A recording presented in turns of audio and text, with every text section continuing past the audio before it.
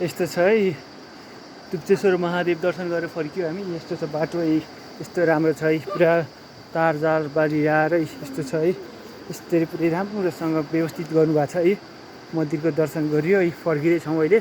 यस्तो छ देख्न सक्नुहुन्छ है, बाटोहरू एकदम राम्रो छ है। यस्तो छ है, पुरै धेरै राम्रो छ, व्यवस्थित छ है। भगवान महादेवको दर्शन गरियो।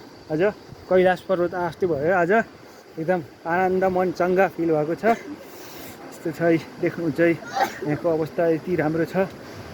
अहिले चाहिँ मलमास परेको कारणले गर्दा खासै भक्तजनहरू आउनु भएको रहन्छ। यो भगवानलाई भेट्नको लागि मलमासहरू केही चाहिँदैन, आफ्नो मन स्वच्छ भएपछि हुन्छ। त्यही कारणले गर्दा भगवानहरूलाई भेट्न आउनु होला। तुप्चेश्वर महादेव दर्शन गऱ्यो। यहाँ चाहिँ धुपधुमार सल्काउने ठाउँ रहेछ। यी तलको चाहिँ यो तादी खोला देख्न सक्नुहुन्छ। यस्तो छ यहाँको अवस्था। यस्तो भिरै भिड छ है, भिडको यस्तोमा महादेव बस्नुहुन्छ। मैले छु नि त।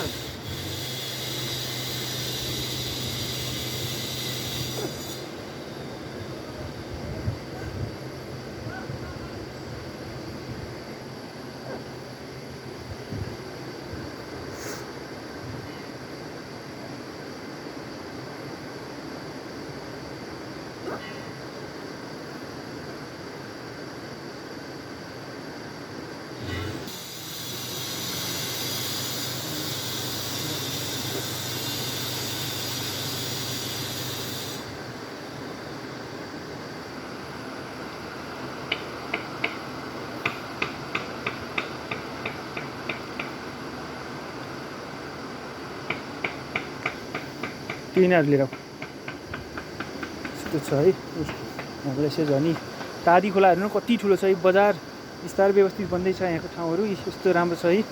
ल हेर्नु है, यताबाट झर्ने ठाउँ।